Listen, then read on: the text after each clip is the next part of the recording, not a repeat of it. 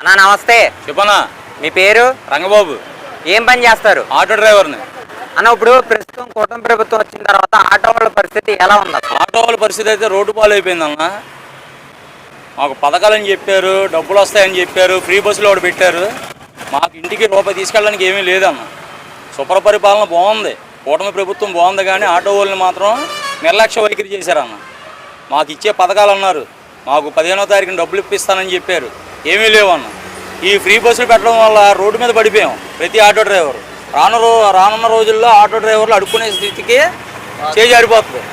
అది ప్రభుత్వం కొద్దిగా గమనించి మాకంటూ ఇస్తానన్న పథకాలు నిలబెట్టి ఈ ఫ్రీ బస్సుల్ని తగ్గించడం వల్ల మాకు కొద్దిగా ఆర్థికంగా మేము నిలబడతామని అనుకుంటున్నాం. అన్న జగన్ పాలన వర్సెస్ చంద్రబాబు గారి పాలన, చంద్రబాబు నాయుడు పాలనలో అసలు ఎవరి పాలన బాగుంది? చంద్రబాబు నాయుడు గారి పాలన బాగుంది అన్న. గతంలో జగన్మోహన్ రెడ్డి గారు ఆటో వాళ్ళకి 10,000 రూపాయలు వేసేవాడు. అప్పుడు మరి ఇప్పుడు ప్రభుత్వం ఏమీ వేయట్లేదు, ఉచిత బస్సు కూడా వేయట్లేదండి అన్న. ఇది ఎక్కి గట్టిగా అయితే సంవత్సరాలు కూడా అవ్వలేదన్న. 5 సంవత్సరాల పాలనలో చేశారు, వాళ్ళు చేశారు. రోడ్లు బాగోలేదు, మా బళ్ళుకి మళ్ళీ ఫిట్నెస్ అవన్నీ పోయినాయి. మేము మళ్ళీ కష్టపడిన డబ్బు అంతా ఆటోకే పెట్టామన్న. ఇప్పుడు రోడ్డు చూస్తే నెంబర్ 1 అన్న. అన్న గతంలో జగన్మోహన్ రెడ్డి గారు 10,000 ఇచ్చి 15,000 రూపాయలు రాక్కునేవారు అంటున్నారు, వాస్తవం? అవునన్న, 10,000 ఇచ్చారు. నెక్స్ట్ రోజు ఆటో సార్లు మమ్మల్ని ఆపి నిర్లక్ష్యంగా కాగితాలు ఉన్నా ఏమున్నా లేకపోయినా, ఫిట్నెస్ ఉన్నా లేకపోయినా 10,000 15,000 రాసిన రోజులు ఉన్నాయన్న.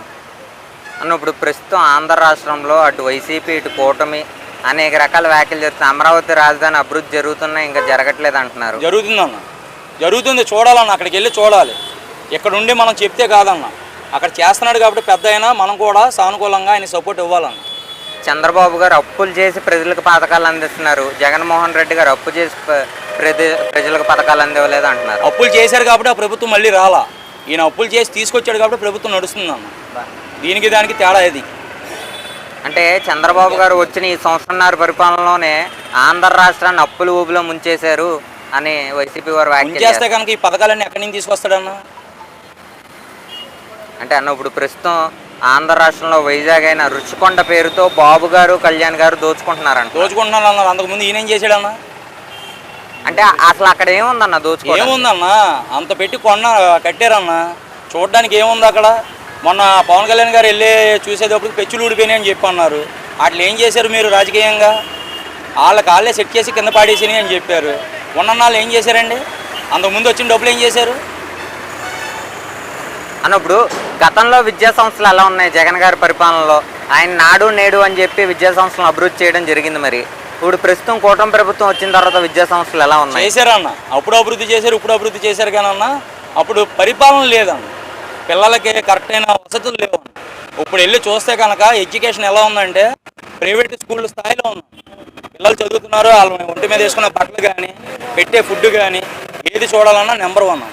అంటే ఇప్పుడు ప్రస్తుతం పాఠశాలలో సన్న బియ్యం పెడుతున్నాం అంటున్నారు, వాస్తవంగా పెడుతున్నారు? వాస్తవేనా? మా పిల్లలు చదివేది గవర్నమెంట్ స్కూల్లోనా?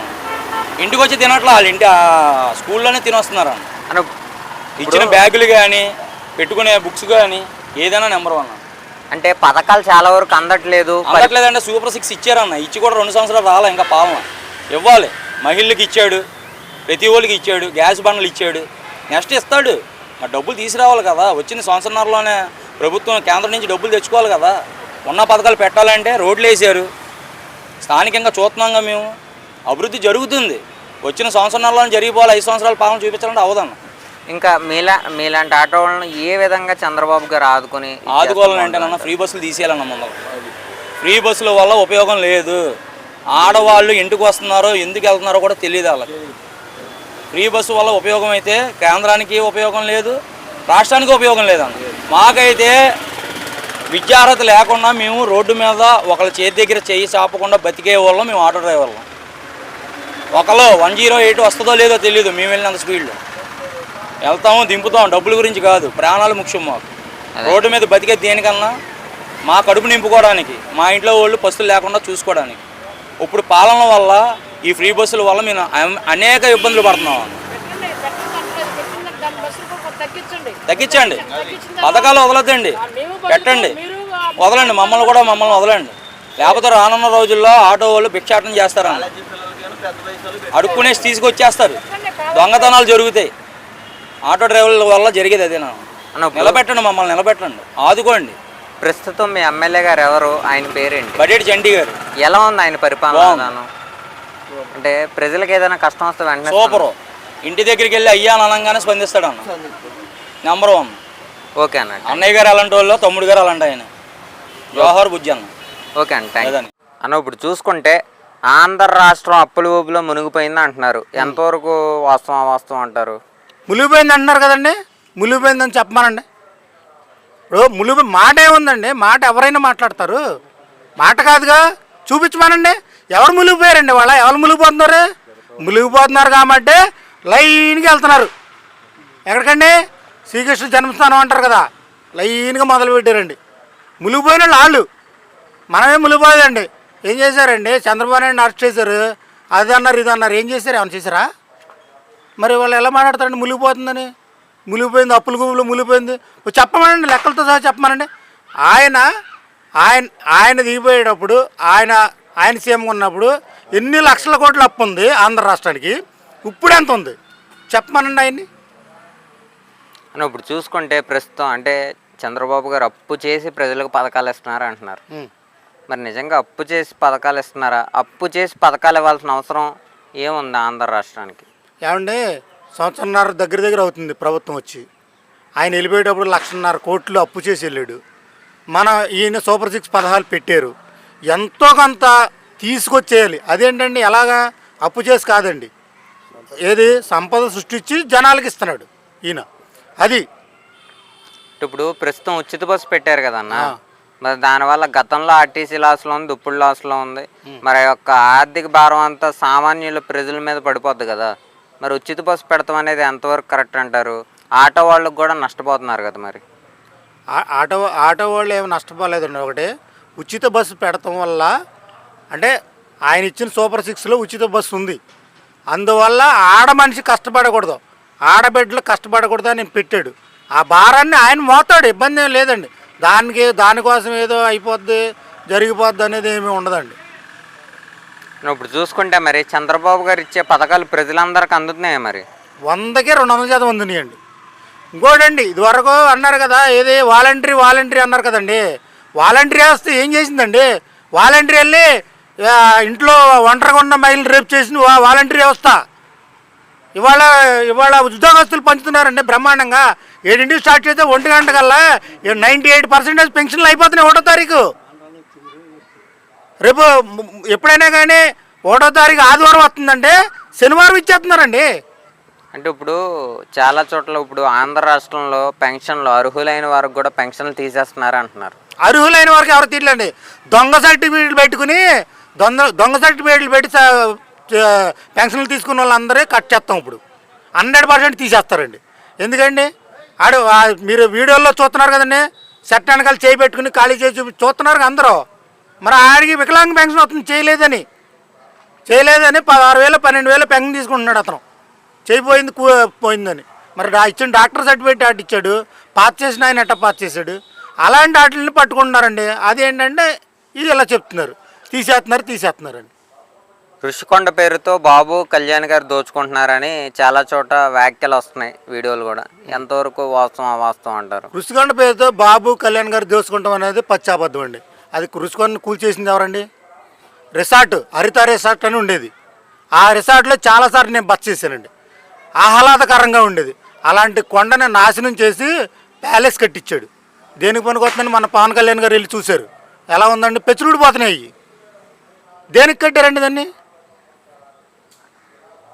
అంటే అండి మరి వాళ్ళ చేసే అనుచిత వ్యాఖ్యలకు గల కారణాలు ఏంటంటారు? వాళ్ళకి ఏం పని ఉందండి? పనే ఉంది. మనం మంచి చేసామనుకోండి, చెడ్డదని అలా చెప్పడం అంతే తప్ప వాళ్ళకేం పని ఉంటుందండి? అదే పని. వాళ్ళని ఎట్టగా పీకేశారు కదండి, బాధ్యత లేదు, పీకేశారు. ఇట్టన్న మాట్లాడిపోతే మరి అలా మన రోడ్లన్నీ కూడా తిరగనీరని ఏదో మాట్లాడుతున్నారు. అది ఎవరండి? 4-5 మాట్లాడుతున్నారు. ఎవరు? ఆ జగన్ మాట్లాడమనండి, జగన్ గారిని ఆయన మాట్లాడమనండి. ఆయన వచ్చి నిజంగా ఆయన సీఎం చేశాడు కదండి 5 సంవత్సరాలు. ఆయనకు అన్నీ తెలుసుగా. చంద్రబాబు నాయుడు తప్పు చేస్తే ఆయన మాట్లాడమని డైరెక్ట్గా రోడ్డు మీకు వచ్చి. గతంలో లా అండ్ ఆర్డర్ పరిస్థితి ఎలా ఉందండి? గతంలో లా అండ్ ఆర్డర్ ఉందండి? అసలు ఆంధ్ర రాష్ట్రంలో లా అండ్ ఆర్డర్ ఉందా? ఎవరన్నారండి? లా అండ్ ఆర్డర్ ఉందని ఎవరన్నారండి? ఎంతమంది ఆడపిల్లలు మిస్ అయ్యారండి? పవన్ కళ్యాణ్ గారు లెక్కిచ్చాడుగా. ఇవాళ అవన్నీ తోడుతున్నాడని ఆయన మీద పగబట్టారు ఇప్పుడు. అసలు ఆడినాడు ఉందండి. ఇవాళ చూడండి, సామాన్యుడు పోలీస్ స్టేషన్కి వెళ్ళి చెప్పుకోవచ్చు. సామాన్య వ్యక్తి ఈ రోజున ఆడ మనిషి నైట్ 12ంటికి కూడా ఆటోలు ఇంటికి వచ్చేస్తుంది ఇవాళ బ్రహ్మాండంగా. గతంలో లిక్కర్ స్కామ్ జరిగింది అంటున్నారు, వాస్తవం అంటారా? 100% జరిగిందండి. మీరు వాళ్ళు డిజిటల్ పేమెంట్ ఎందుకు చేస్తున్నారండి? చేయట్లేదా? మందు తాగే వాళ్ళు అందరూ ఇప్పుడు వెళ్తున్నారు. ఇదివరకు ఏంటండి, ఎవరన్నా 100 రూపాయలు కావాలంటే 10 రూపాయలు ఇచ్చి 90 రూపాయలు తీసుకుని ఆ 90 రూపాయలతో క్వార్టర్ తాగాల్సిన వాడు అరక్వార్టర్ దాకా వచ్చేవాడు. 10 రూపాయలు దాకా వచ్చి ఎవరు కదా. ఇవాళ డిజిటల్ అండి. 10 రూపాయలు కూడా ఏంటంటే టీ కొట్టులో కూడా 10 రూపాయలు టీ కొట్టు డిజిటల్ ఉంటే 5 సంవత్సరాల్లో మన డిజిటల్ ఎక్కడుందండి? మందు తాగే వాళ్ళకి లేదు కదా. మరి జరగలేదంటానికి ఇది సరిపోదా? జరిగిందంటానికి ఇది సరిపోదండి నిదర్శనం. ప్రధాన నిందితుడు జగన్మోహన్ రెడ్డి అంటున్నారు, మరి ఆయన అరెస్ట్ చేసే అవకాశం ఉందంటారా? అంటే ప్రధాన నిందితుడు జగన్మోహన్ రెడ్డి కాబట్టి ఎవరవుతారండి? సీఎం ఎవరండి? ఆయనగా. గత 5 సంవత్సరాల్లో జరిగిందంటే ఆయన కనుసన్నలు లేకుండా ఎందుకు జరుగుతుందండి? జరగదుగా, అసలు 100% జరగదు. ఆయనేనండి ప్రధాన నిందితుడు. 100%, 100కి 200% ఆయనే.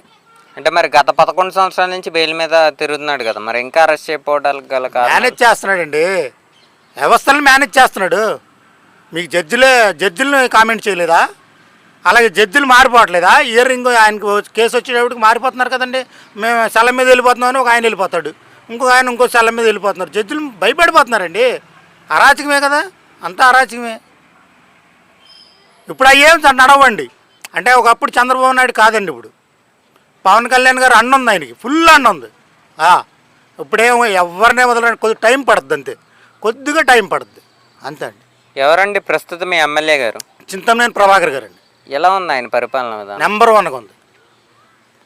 ఆయన మా దెందులూరు కాన్స్టిట్యున్సీకి దేవుడు, పేదల పాలిట పెన్నిది అదండి. ప్రజలకు ఏదైనా కష్టం వస్తే వెంటనే స్పందిస్తారు. అసలు వెంటనే ఏంటండి, ఆయన అందుబాటులో లేకపోతే ఆయన దగ్గర ఉన్న మనుషులు వచ్చేస్తారండి ముందు. ఆయనకి అట్లా తెలిసిందంటే, అరే పలానా చాటు నేను వస్తా 10 నిమిషాలు లేట్ అవుతుందంటే అప్పటికే 10 మంది ఉంటారు అక్కడ. అట్టా ఉండదండి, దారైపోయాడు కూడా వచ్చేస్తాడు. ఏంటంటే ప్రభాకర్ గారు అక్కడ ఉన్నారా, ఏదో వచ్చిందంట కష్టమని చూసినోడు కూడా వెళ్ళడండి.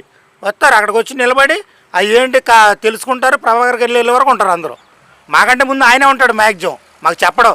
అర్ధరాత్రి కూడా ఎవరన్నా ఫోన్ వచ్చినా ఆ పిఏకి కానీ ఆయనకి కానీ ఫోన్ చేస్తారు. ఇప్పుడు కార్యకర్త డైరెక్ట్గా ఎమ్మెల్యేకి ఫోన్ చేసే కాన్స్టిట్యున్సీలో ఎవరైనా ఉన్నారంటే ప్రభాకర్ గారికి చేస్తారు. డైరెక్ట్ పిఏ గారికి చేసి సార్కి ఇవ్వండి అంటాం లేదండి. ఆ టైప్ ఎమ్మెల్యే మా ఎమ్మెల్యే కాదు. ఫైనల్గా కూటమి ప్రభుత్వానికి 100కి ఎన్ని మార్కులు ఇస్తారండి? 100 మార్కులు ఇవ్వచ్చండి వాళ్ళకి. ఎందుకంటే కష్టపడుతున్నారండి. వాళ్ళకి ఇవ్వకపోతే వాళ్ళకి ఇస్తాం, వాళ్ళకే ఇవ్వాలండి. మళ్ళీ ఆ ప్రభుత్వం రావాలని మళ్ళీ దేవుని కూడా కోరుకుంటాం మాలాంటి వాళ్ళు. మళ్ళీ ఆ ప్రభుత్వాన్ని గెలిపించి కూడా సాయశక్తిలా కష్టపడతామండి మేము. ఓకే అన్న, థ్యాంక్ యూ.